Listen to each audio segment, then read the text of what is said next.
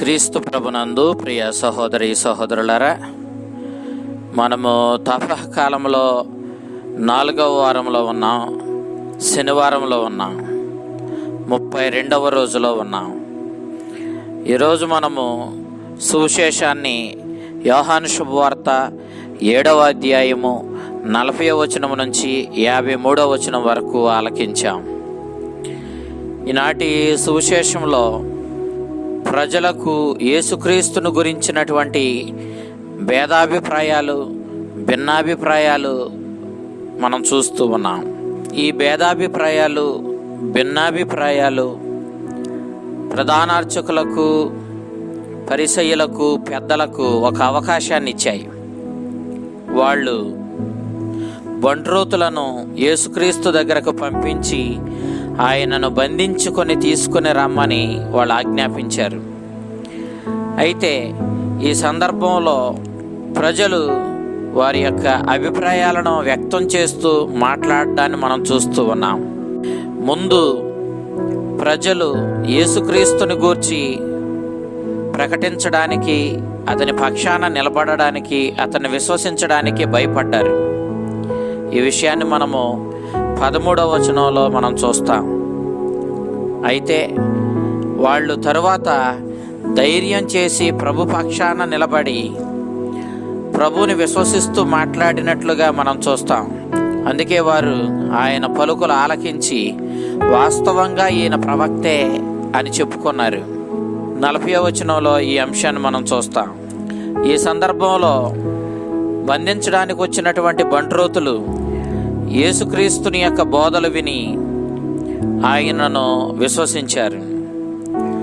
ఆయనను విశ్వసించినటువంటి బంట్రోతులు ప్రధానార్చకుల దగ్గరకు, పరిసయ్యుల దగ్గరకు, పెద్దల దగ్గరకు వెళ్ళినప్పుడు వాళ్ళు మీరు ఆయన్ని ఎందుకు బంధించలేదని అడగగా వాళ్ళు ధైర్యం చేసి వారి యొక్క విశ్వాసాన్ని ప్రకటించారు. వారు ఆయనను ఏ విధంగా అర్థం చేసుకున్నారో, ఎంతగా ఆయనను నమ్మారో వాళ్ళ మాటలు చూస్తే మనకు అర్థమవుతుంది.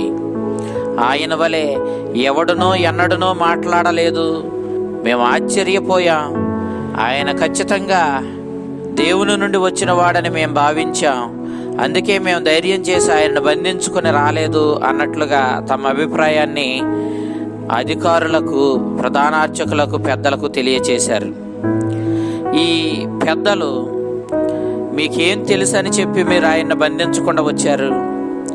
ఆయన మాటలకు మీరు మోసపోయారా?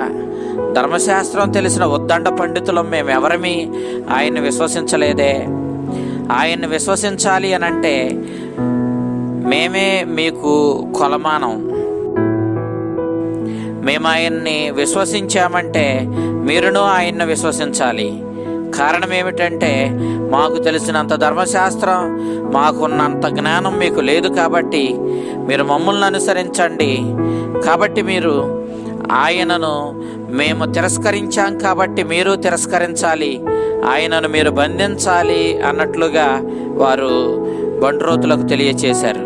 కానీ బంట్రోతులు వీళ్ళ మాటలను లెక్క చేసినట్లు కనిపించలేదు. వాళ్ళు తమంతటికి తామే ఒక నిర్ణయానికి వచ్చారు. అందుకే యేసుక్రీస్తును బంధించడానికి వాళ్ళు సాహసించలేదు.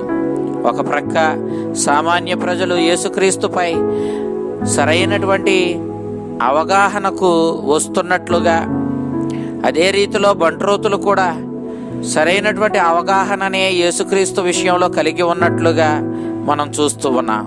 అయితే యేసుక్రీస్తు ఎక్కడి నుంచి వస్తాడు అన్నటువంటి అభిప్రాయం విషయంలో చాలా భిన్నాభిప్రాయాలు కనపడుతూ ఉన్నాయి. నిజానికి యేసుక్రీస్తు దావీదు వంశం నుండి వస్తాడని, అతడు బెత్లెహేములో జన్మిస్తాడని ప్రవక్తలు ముందే ప్రవచించారు. ఈ మెస్సయ్య మరి బెత్లెహేము నుంచి రాజవంశంలో, దావీదు వంశంలో జన్మించవలసిన వాడై ఉన్నాడు కదా. మరి అలాంటిది గలిలియా నుండి అతడు రావడం చాలా మందిని ఆశ్చర్యం కలిగించింది. కొందరైతే ఇక ఇతడు గలిలియా నుండి వచ్చాడు కాబట్టి ఖచ్చితంగా ఇతడు మెస్సయ్య అయ్యి ఉండడు, క్రీస్తు అయ్యి ఉండడు అని చెప్పి కొంతమంది భావించారు. ధర్మశాస్త్ర బోధకులు, పరిసయ్యులు, ప్రధానార్చకులు, పెద్దలు వీళ్ళందరూ కూడా యేసుక్రీస్తుని తిరస్కరించారు.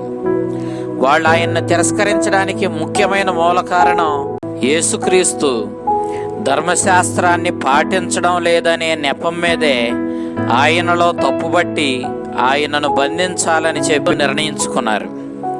అయితే యేసుక్రీస్తుని బంధించే ఈ ప్రయత్నంలో ఈ పెద్దలు, ఈ ప్రధాన అర్చకులు ధర్మశాస్త్రాన్ని ప్రక్కన పెట్టి దానికి వ్యతిరేకంగా ఆయనను బంధించడానికి ప్రయత్నం చేస్తూ ఉన్నారు. అందుకే నికోదేము వారు చేస్తున్నటువంటి తప్పును ఎత్తి చూపిస్తూ ఉన్నాడు.